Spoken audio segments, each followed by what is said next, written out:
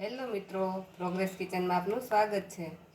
તો આજે આપણે દૂધીનું શાક એકદમ અલગ રીતે જ બનાવીશું। જો તમારા બાળકો કે ઘરના કોઈ પણ દૂધીનું શાક નહીં ખાતા હોય, પણ આ રીતે જો તમે શાક બનાવશો તો તમારા બાળકો હોંશે હોંશેથી દૂધીનું શાક ખાશે। આ શાક બનીને એકદમ ટેસ્ટી બને છે અને આજે આ શાક આપણે એક સિક્રેટ મસાલા સાથે બનાવીશું। તો તેના માટે મેં 500 ગ્રામ જેટલી દૂધી લીધી છે। આ દૂધી આપણે આવી મીડિયમ જાડી હોય તેવી લેવાની, અને એકદમ પાતળી હોય તેવી પણ નહીં લેવાની ને એકદમ જાડી હોય તેવી પણ નહીં લેવાની। હવે આ દૂધીનો આગળ અને પાછળનો ભાગ આપણે કાઢી નાખીશું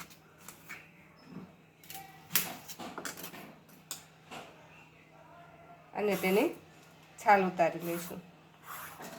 દૂધીની છાલ ઉતારી પછી એકવાર દૂધીને ધોઈ લીધી છે, જેથી આપણે દૂધી કાળી ન પડે।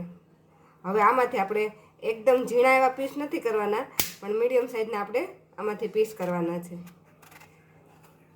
જેથી આપણું શાક બને ત્યારે દૂધી છે એકદમ ઓવરકુક ન થઈ જાય। આમાંથી પીસ કરી લઈશું। તો આપણે આ રીતે દૂધીના બધા જ પીસ કાપી લીધા છે। હવે આ બધા જ પીસને આપણે એક બાઉલમાં લઈ લઈશું।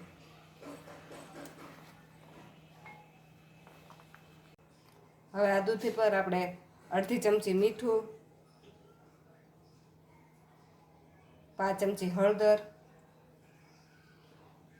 અને અડધી ચમચી લાલ મરચું પાવડર નાખીશું, અને તેના પર થોડું તેલ નાખી આ બધા જ દૂધીના પીસને આ મસાલાથી કોટ કરી લઈશું।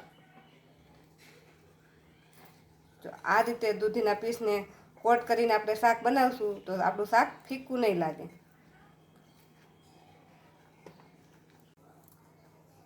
તો આ રીતે આપણે બધી જ દૂધીના પીસ મસાલાથી કોટ થઈ ગયા છે।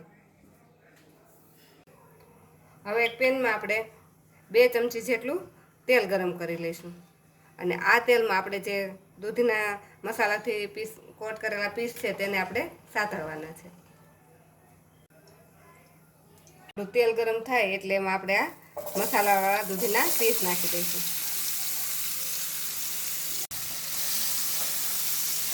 અને ગેસની ફ્લેમને આપણે મીડિયમ રાખી આ દૂધીના પીસને આપણે સોફ્ટ થાય ત્યાં સુધી સાતળવાના છે।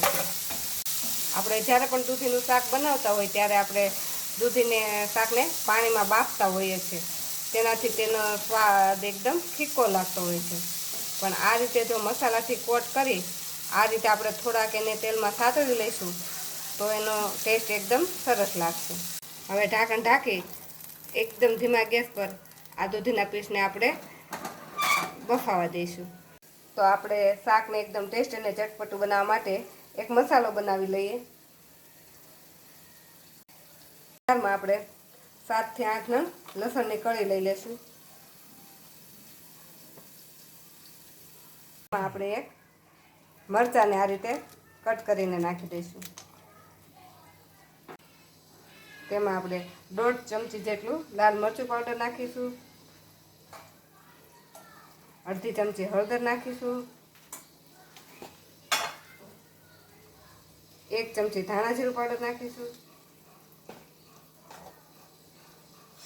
1 ચમચી સફેદ તલ નાખીશું,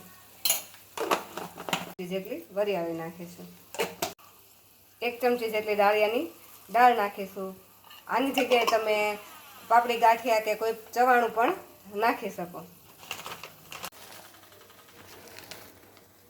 અહીં મેં 2 થી 3 ચમચી જેટલા સિંગ ભજીયા લીધા છે, તો આમ આપણે સિંગ ભજીયા નાખી દઈશું। જો તમે કોઈ પણ ફરસાણ અને તેની સાથે શેકેલા સિંગના દાણા પણ નાખી શકો। મિક્સરની જારને બંધ કરી અને આને આપણે પીસી લઈશું। તો આપણો મસાલો આ રીતે અચકચરો પીસાઈને રેડી થઈ ગયો છે। તો હવે આપણે શાકનો વઘાર કરીશું।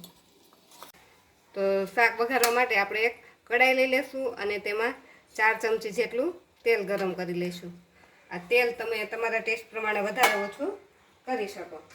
તેલ ગરમ થાય એટલે તેમાં આપણે અડધી ચમચી રાઈ નાખી દઈશું, અને તેની સાથે જ અડધી ચમચી જીરું નાખી દઈશું।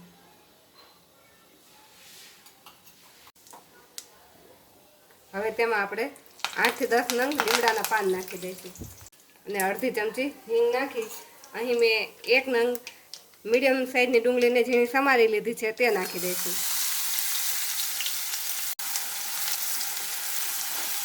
હવે આ ડુંગળીને ટ્રાન્સપરન્ટ થાય ત્યાં સુધી આ રીતે એને સાતળી લઈશું. 2 મિનિટ જેટલો સમય થયો છે અને આપણી ડુંગળી એકદમ સરસ સતરાય અને આવી ટ્રાન્સપરન્ટ થઈ ગઈ છે. તો હવે આપણે જે પીસીને મસાલો રેડી કરેલો છે તે એમાં નાખી દઈશું.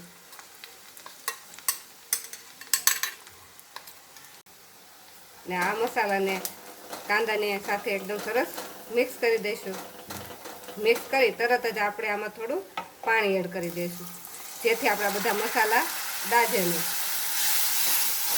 આ મસાલાને અને આ કાંદા ટમેટાને આપણે સરસ સતરાવા દેવાના છે. તો 1 થી 2 મિનિટ માટે આ રીતે સાતળશું એટલે એમાંથી તેલ છૂટું પડવા લાગશે.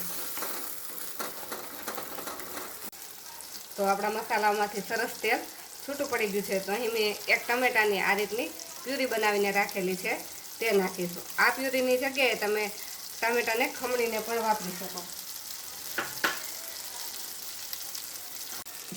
અને આપણે પ્યુરી ફટાફટ ચડી જાય તેના માટે અહીં મેં અડધી ચમચી મીઠું લીધું છે તે નાખી દઈશું. અને આ પ્યુરીને મિક્સ કરી અને એને આપણે પાકવા દઈશું. 2 મિનિટ આપણે આને રહેવા દેતા આપણી ગ્રેવી સરસ એકદમ ઘાટી થઈ ગઈ છે અને તેમાં બધું તેલ પણ છૂટું પડી ગયું છે. બાજુ આપણી દૂધી પણ એકદમ સરસ સોફ્ટ થઈ ગઈ છે. જો છરીની મદદથી આ રીતે તોડીએ તો એ આસાનીથી એકદમ તૂટી જાય છે. તો આવી એકદમ ક્રન્ચી, એકદમ વધારે મેશ થઈ જાય નહીં પણ આ રીતે થોડી ક્રન્ચી હોય તેવી આપણે દૂધીને સાતળવાની છે. તો આપણે દૂધી સરસ સતળાઈ ગઈ છે. હવે આ દૂધીને આપણે જે આપણે ગ્રેવી બનાવેલી છે તેમાં એડ કરી દઈશું અને દૂધીને ગ્રેવી સાથે મિક્સ કરી દઈશું.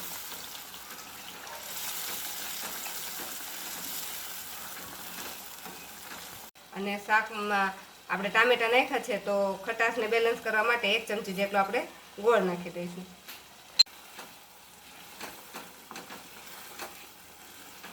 અને શાકમાં રસો કરવા માટે તેમાં આપણે અડધા કપ જેટલું પાણી નાખીશું.